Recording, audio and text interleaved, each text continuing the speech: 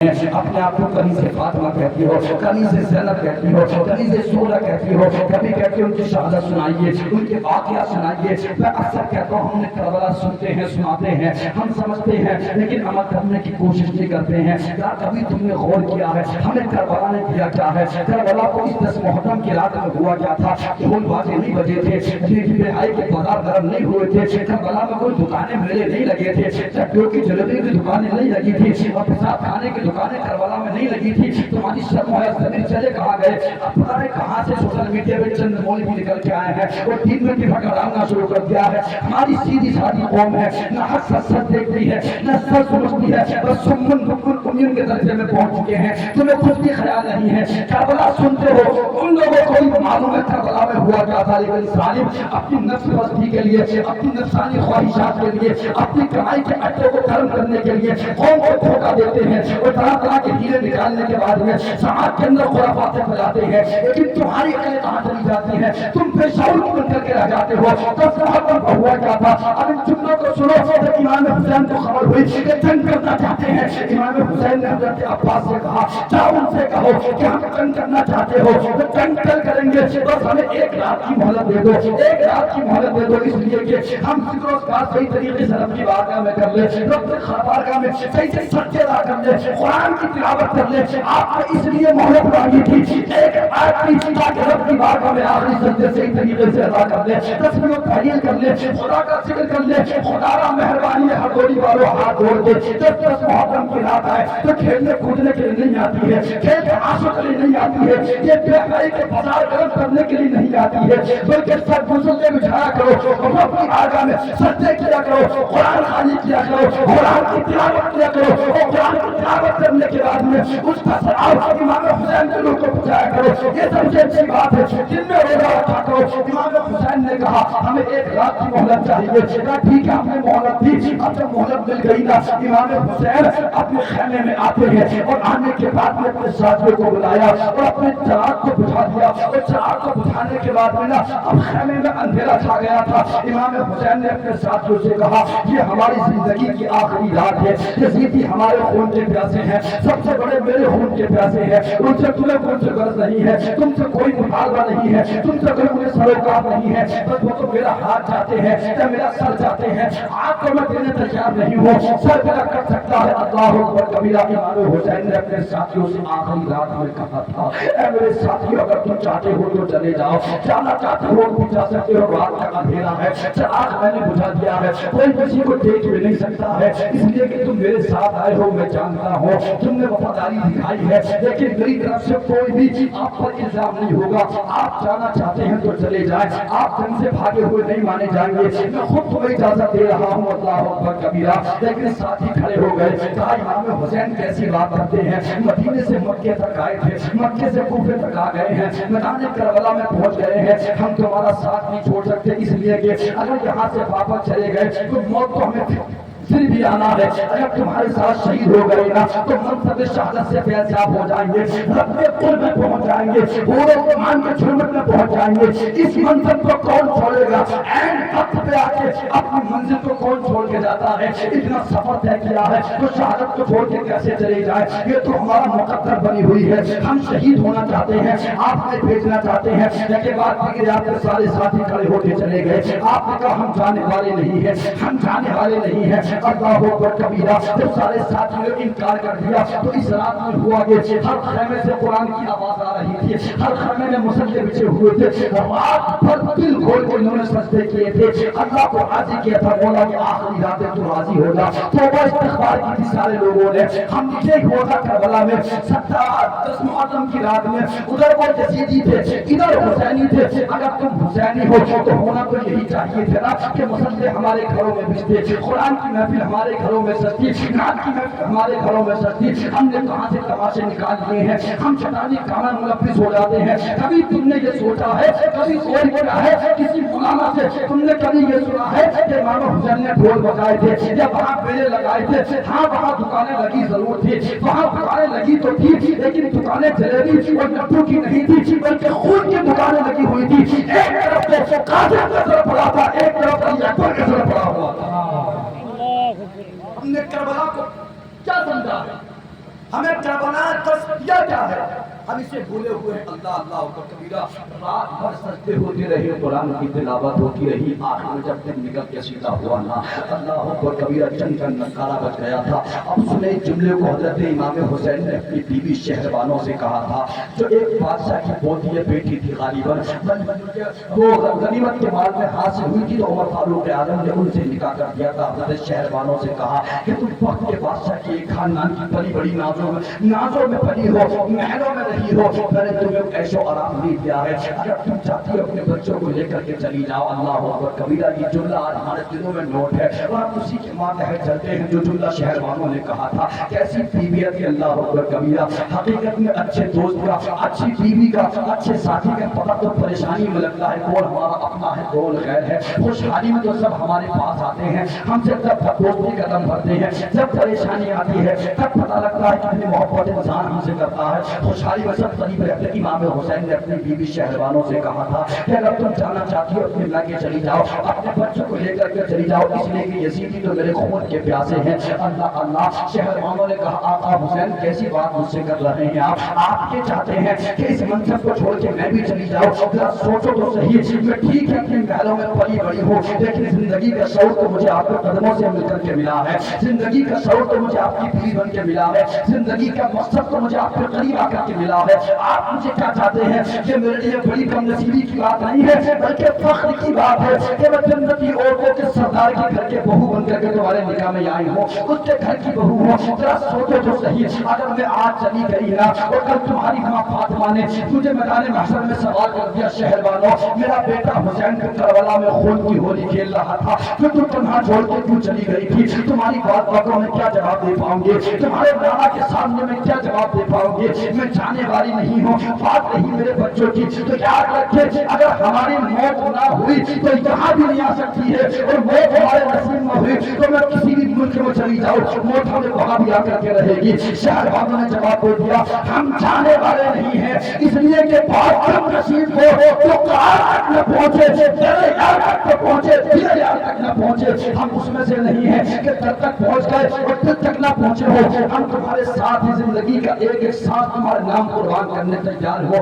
آخرکار بیوی نے جانے سے انکار کر دیا۔ ادھر نکارہ بستہ ہے جنگ کا، حضرت ہوئے بھی ادھر یزیدیوں کی طرف ہے۔ امام حسین میدان کربلا میں پہنچتے ہیں، اور پہنچنے کے بعد میں یزیدیوں کے سامنے کھڑے ایک خطاب کیا تھا، ایک تقریر کی تھی کہ یزیدیوں تم مجھے جانتے ہو، میرے نسب کو بھی جانتے ہو، میرے خاندان کو بھی جانتے ہو، میری فضیلتیں تمہیں معلوم ہے، جو میرے نانا نے میرے بارے میں کہا ہے، پھر تم میرے خون کے پیاسے کیوں بنے بیٹھے ہو؟ امام حسین نے یزیدیوں سے تقریر پیش کی کہ اپنی مان جاؤ، اپنی آخرت برباد نہ کرو، دنیا کے چکر میں اپنی آخرت خراب نہ کرو۔ یزیدیوں کی طرف سے آواز آئی کہ حسین ہم تم سے چاہتے ہیں یزید کی بیعت قبول کر لو، تمہاری تقریر سننے نہیں آئے ہیں بلکہ بس فیصلہ ہار ماننا ہے، یا تو یزید کی بیعت قبول کرو یا پھر اپنا سر کٹوانے تیار ہو جاؤ، جنگ کرنے تیار ہو جاؤ۔ امام حسین نے کہا یہ بات تو میں نے اپنا حجت کے لیے کہی ہے، اگر تمہیں نہ منظور ہے میری باتوں کو قبول کرنا تو تمہاری مرضی ہے، بس میں نے اس لیے کہا ہے تاکہ کل میدان محشر میں تم میرے نانا سے یا خدا کی بارگاہ میں یہ نہ کہہ سکو کہ حسین نے ہمیں سمجھایا نہیں تھا، ہم بھٹک گئے تھے، حسین نے ہمیں بتایا نہیں تھا۔ اس تقریر کا اثر کچھ یزیدیوں پر پڑ گیا تھا، یزیدی سن کر کے رو رہے تھے۔ عمر بن سعد نے شمر میں دیکھا، ان بڑے بڑے یزیدیوں نے دیکھا کہ یزیدیوں میں ہماری فوج میں حنجت پیدا ہو رہی ہے، ان کے دل پسید رہے ہیں، تو انہوں نے شور بڑھانا شروع کر دیا اور شور کاٹنا شروع کر دیا کہ جنگ کرو جنگ کرو، لیکن ادھر حضرت غلط جو ان کا مقابلے میں آئے تھے انہوں نے ناراض کا روکا تھا، جانے نہیں دیا تھا، وہ قسمہ قسمے تھے۔ ان کے ایک بھائی تھے وہاں پہ، مصعب بن یزید نے کہا اے بھائی تجھے تو بتا تو بڑا رستم پہلوان ہے، تیری پہلوانی کے مسئلے ہوتے ہیں، جب لوگ کہتے ہیں کسی بڑے پہلوان کو بھیجو تو تیرا نام بڑے پہلوانوں میں آتا ہے، لیکن بتا تو صحیح تو قسمہ قسمے کیوں ہے، تو گھبرا کیوں رہا ہے، آخر تیرا معاملہ کیا ہے، معاملہ کیا ہے، سمجھ میں نہیں آتی ہے، تیری تشویش کیسی ہے، تیرا چہرہ خرچتا کیوں ہے؟ تو حضرت حر نے کہا تھا میرے بھائی میں بڑا پریشان ہوں، میں پریشان اس لیے ہوں کہ ادھر نبی کا نوازا ہے، ادھر یزید کی فوج ہے، ادھر جنت ہے، ادھر جہنم کا کھڑا ہے، ہے مجھے بڑی شرم و حیا آ رہی ہے کہ نبی کے نوازے کے سامنے تلوار کیسے چلاؤں گا، لیکن میں دل گوارا نہیں دیتا ہے۔ آپ نے اتنا کہنے کے بعد میں اپنے کھڑوں کے ایڑ لگائی اور جانے کے بعد میں امام حسین کے سامنے کھڑے ہو گئے، ہاتھ جوڑ کے کہتے آقا حسین مجھ سے غلطی ہو گئی تھی، میں وہی شخص ہوں جس نے سب سے پہلے آ کر آپ پر پہلے بٹھائے تھے، آپ کو گرفتار کرنے آیا تھا، آپ کو مدینہ شریف واپس جانے نہیں دیا تھا، میں وہی انسان ہوں، وہی بدبخت انسان جس نے پہلے آپ پر سب سے پہلے لگائے تھے، لیکن میری قسمت جاگ گئی ہے، میرا ضمیر زندہ ہو گیا ہے، میں آپ کے پاس معافی کا پروانہ مانگنے آیا ہوں، کیا آپ مجھے معاف کر سکتے ہیں؟ اللہ مجھے معاف کر سکتا ہے۔ امام حسین سے آپ معافی مانگنے لگے، امام حسین نے کہا تجھے معاف کر دے گا۔ حضرت حر نے کتنا اچھا موقع غنیمت جانا ہے،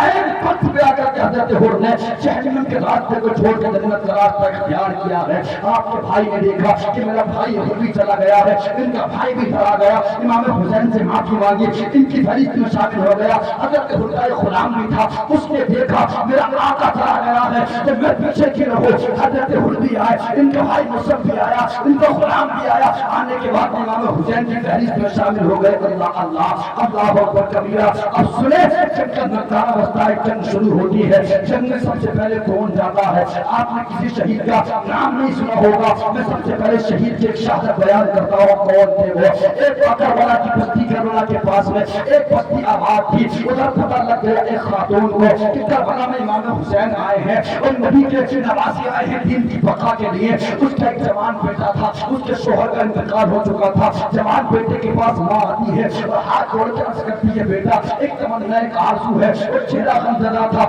اب سنیں میرے بھائیو، ہماری مائیں کیسی ہیں جو اپنے بیٹے کو فجر میں نماز تک کے نہیں اٹھاتی ہیں، اس لیے کہ بیٹے کی نیند خراب ہو جائے گی تو ٹیوشن چھوٹ جائے گا، اسکول چھوٹ جائے گا۔ ہماری مائیں تو ایسی ہیں جو ہمیں کبھی نماز کی ترغیب نہیں کرتی ہیں، وہ ایسی مائیں بھی۔ اس جوان عبداللہ ابن کلبی اس کا نام ہے، بڑا سرخ نوجوان تھا، اس کی شادی کو 17 دن ہوئے تھے، 17 دن اس کی ماں نے کہا بیٹا میری تمنا یہ ہے، ماں سے کہا ماں وہ کی وہی تمنا بتا، آپ نے کہا بیٹا آرزو یہ ہے کہ میدان کربلا میں آقا حسین آئے ہیں، میں چاہتی یہ ہوں سب سے پہلا شہید تو کہلائے، اس لیے کہ میں نے کئی بڑی محنتیں کی تجھے پالنے میں، اپنا خون تجھے دودھ کی شکل میں پلایا ہے، میں جانتی ہوں میری زندگی کا سرمایہ تو ہے، سب کچھ تو ہے، میرے باپ کے سوا میرے پاس کوئی نہیں تھا، لیکن میرا باپ مجھے امانت کے طور پہ میرے پاس چھوڑ گیا تھا، اب لیکن تو چاہتا ہے میری زندگی کی محنت قبول ہو جائے، تو چاہتی یہ ہوں تو میدان کربلا میں چلا جا، حسین کے طرف سے یزید کے مقابلے میں لڑ۔ اللہ اکبر کبیرہ۔ اس جوان نے کہا ماں تیری بات تو ٹھیک ہے، تیری بات کو تسلیم کرتا ہوں، لیکن میری زندگی پر کسی ایک کا اور بھی ہے،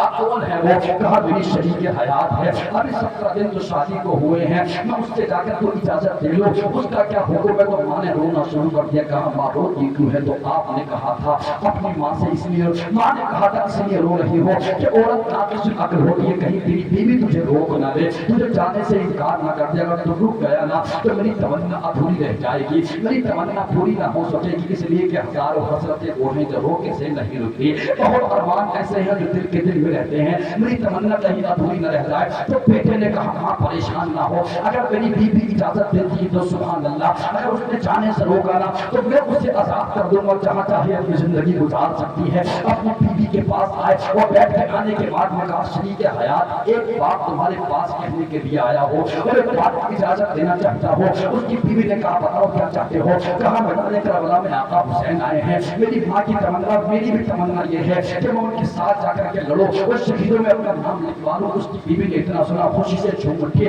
کہا میرے سردار اس سے بڑی خوش نصیبی کی بات کیا ہوگی، اس لیے کہ جب میدان محشر میں سب کی بیویوں کو بلایا جائے گا نا تو مجھے بھی ایک شہید کی بیوی کہہ کر کے بلایا جائے گا۔ میں جانتی ہوں موت تو آنا ہی آنا ہے، اگر اب موت کا پتہ گیا ہے تو اب شہید ہو جاتے ہیں، اور موت ہو جائے تو غازی کم سے کم بن جائیں گے، آپ غازی کی بیوی تو میں کہلاؤں گی۔ آپ نے اپنی بیوی کو ساتھ لیا، عبداللہ ابن کلبی نے اپنی ماں کو ساتھ لیا اور میدان کربلا میں پہنچ گئے۔ آقا حسین سے جانے کے بعد میں گفتگو کی، اس کی بیوی سامنے آ گئی، کہا آقا حسین یہ میرا شوہر ہے، آپ کے قدموں پہ قربان ہونا چاہتا ہے، عورتوں کو تو اجازت نہیں ہے، لیکن میری ایک تمنا یہ ہے جب میرا شوہر شہید ہو پائے نا تو مجھے اپنے گھر کی عورتوں کی کنیز بنا لینا، خادمہ بنا لینا، اپنی آخری سانس تک تمہارے گھر کی عورتوں کی خدمت کرتے کرتے اپنی زندگی بسر کر دو گی۔ آقا حسین سے وعد و پیمان ہوئے یہ۔ اس کے بعد میں جب جنگ کا نکارہ بڑھانا تو سب سے پہلے جنگ کرنے کوئی گیا تھا تو یہی وہب ابن عبداللہ کر بھی گئے تھے، وہ جانے کے بعد میں مقابلہ کیا تھا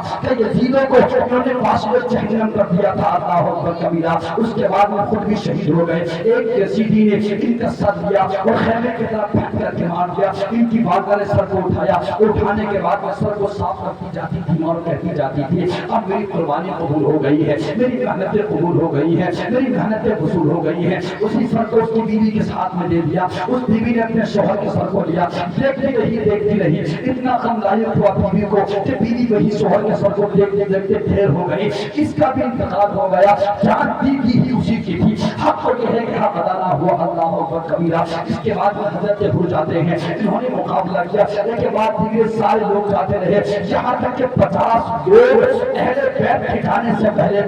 اپنے آپ کو شہیدوں کی فہرست میں شامل کر چکے تھے، اس لیے کہ ان لوگوں نے ابن مذاہب چلے گئے تھے، ان لوگوں نے اپنی موجودگی میں کسی بھی فرزندان رسول کو میدان کارزار میں جانے سے روک رکھا تھا کہ پہلے ہم تمہارے غلام شہید ہوں گے، نمبر تمہارا بعد میں آئے گا، کسی نے جانے نہیں دیا تھا۔ امام حسین نے کہا تم کیوں جا رہے ہو، یہ تو میرے خون کے پیاسے ہیں، پہلے مجھے جانے دو، اگر میرا سر کاٹ دینا انہوں نے پھر تم سے کچھ بھی نہیں کہیں گے۔ لیکن کہا نہیں آقا حسین، ہم بھی تو منصب شہادت کے لیے آئے ہیں، ہم بھی تو اس میں اس سعادت کے بھوکے پیاسے ہیں، ہم بھی اس محنت سے محروم نہیں ہونا چاہتے ہیں۔ آقا حسین کے تمام تر غلام شہید ہو گئے، لگ بھگ 50 لوگ شہید ہو چکے تھے۔ تب اہل بیت کا نمبر آتا ہے، حضرت قاسم آپ کے سامنے آتے ہیں، وہ آنے کے بعد وہ کہتے ہیں چچا حسین آپ مجھے جانے کی اجازت دے دیجیے گا۔ حضرت امام حسین نے کہا بیٹا میں تجھے کیسے جانے کی اجازت دے، تو اس لیے کہ تو میرے بھائی کی امانت ہے، اگر میرے بھائی نے سوال کر دیا کیا جواب دے پاؤں گا۔ تو امام قاسم نے کہا تھا اللہ تعالیٰ حسین یہ تو بتائے سب تو منصب شہادت سے سرفراز ہو چکے ہیں، پھر آپ مجھے کیوں محروم کرنا چاہتے ہیں، آپ مجھے کیوں روکنا چاہتے ہیں، میں بھی تو اس شہادت سے سرفراز ہونا چاہتا ہوں۔ ہم پہ پانی بند کر دیا گیا ہے، سب جانے کے بعد میں نانا جان کے ہاتھوں سے حوض کوثر کے جام پی رہے ہوں گے، آپ مجھے کیوں روکنا چاہتے ہیں۔ اصرار کرتے رہے، اصرار کرتے رہے۔ آقا حسین نے جب بھتیجے کا اصرار دیکھا، آپ نے کہا چچا آپ نے مجھے جانے نہ دیا نا تو پھر اگر کل میدان قیامت میں میرے ابا حسن نے مجھ سے پوچھ لیا بیٹا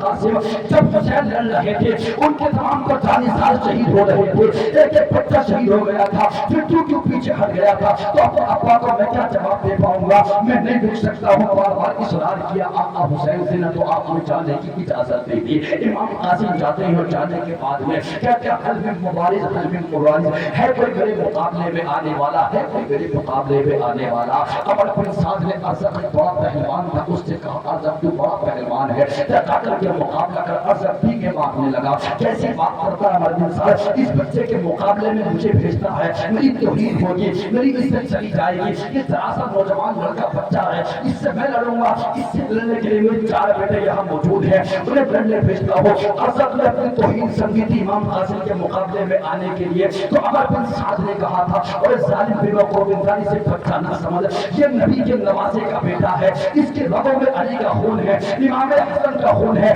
یہ اسی علی کا پوتا ہے جس نے باب خبر کو اپنے ہاتھ سے اٹھا کے پھینک دیا تھا۔ انہیں ہلکا نہ سمجھنا، یہ 3 دن کے پیاسے ہیں، ہم نے پانی کم تو اس لیے کیا تھا تو نے ان سے پہلے نہیں دیکھا، یہ تو نبی کی اہل بیت ہے جو ان کے جانی ساتھ ہے، انہوں نے کئی سارے بڑے بڑے پہلوانوں کو ہمارے واسطے جہنم کر دیا ہے اور تو اسے بچہ سمجھتا ہے۔ اس نے اب تک نے کہا نہیں میں اس کے مقابلے میں جانے والا نہیں ہوں، میرے بیٹے 4 یہاں موجود ہے۔ اس نے امام قاسم کے مقابلے میں اپنے بڑے بیٹے کو بھیج دیا، وہ بڑی قیمتی تلوار کے ساتھ میں دہاڑے مارتا ہوا امام قاسم کے مقابلے میں آیا اور آنے کے بعد وہ گالی گزاری شروع کر دی۔ امام قاسم نے کہا اگر کرنا ہے تو مقابلہ کر، تو مجھ سے گالی گزاری کیوں کرتا ہے، ہم گالی کا جواب گالی سے نہیں دیتے ہیں، اگر کرنا ہے تو مقابلہ کر۔ اس نے امام قاسم پر وار کرنا چاہا، لیکن اس اعظم کے بیٹے نے، علی کے پوتے نے، فاطمہ زہرا کے گھر کے پھول نے اپنے آپ کو بچاؤ کیا اور ایسی تلوار اس پر ماری کہ وہ گھوڑے سے گر گیا۔ جب وہ گھوڑے سے گرا تو آپ نے اسی کی تلوار کو اٹھا لیا اور تلوار اٹھانے کے بعد میں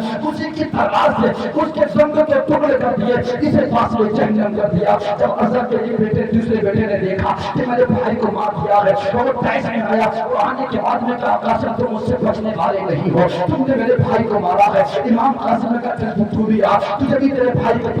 پاس پہنچاتا ہوں۔ اللہ اکبر کبیرہ۔ عزر کا دوسرا بیٹا آیا، آپ نے اسے بھی مار گرایا۔ تیسرے بھائی نے دیکھا کہ میرے دو بھائیوں کو امام قاسم نے مار دیا ہے، وہ کالی بکتا ہوا آیا۔ آپ نے کہا کالی مت کر، مقابلہ کر، آپ میرے بھائی تیرا انتظار کر رہے ہیں، تجھے بھی انہیں کے پاس پہنچا دو۔ امام قاسم نے تیسرے بھائی کو بھی مار دیا۔ چوتھے نے دیکھا میرے بھائی تینوں چلے گئے ہیں، وہ کالی بکاری کرتا ہوا آیا۔ وہ ٹیس میں آنے کے بعد میں آپ پر حملہ کیا، ٹیس میں آ کر کے حملہ کر دیا، لیکن اس کا بار خالی گیا۔ آپ نے اس کی گردن کو اچانک مار دیا، جبکہ چاروں بیٹے عزر کے فاصلے جہنم ہو گئے۔ اب عزر کو ٹیس آیا۔ اب تک تو عزر کہہ رہا تھا عمر بن سعد سے اس بچے کے مقابلے میں اللہ میری توہین کہے، میری عزت چلی جائے گی، لیکن اب وہ ان کے مقابلے میں آنا چاہتا ہے۔ اس نوجوان بچے نے میرے چاروں بیٹوں کو مار دیا ہے۔ اب وہ چھری کے ساتھ دہاڑتا ہوا آیا، پیچھے مارتا ہوا آیا۔ امام قاسم سے کہتا ہے اب تجھے چھوڑ بچانے والا کوئی نہیں ہوگا، تو نے میرے چاروں بیٹوں کو مار دیا ہے، میں تجھے ہلکے میں لے کر کے چلا گیا، آپ مجھ سے مقابلہ کر۔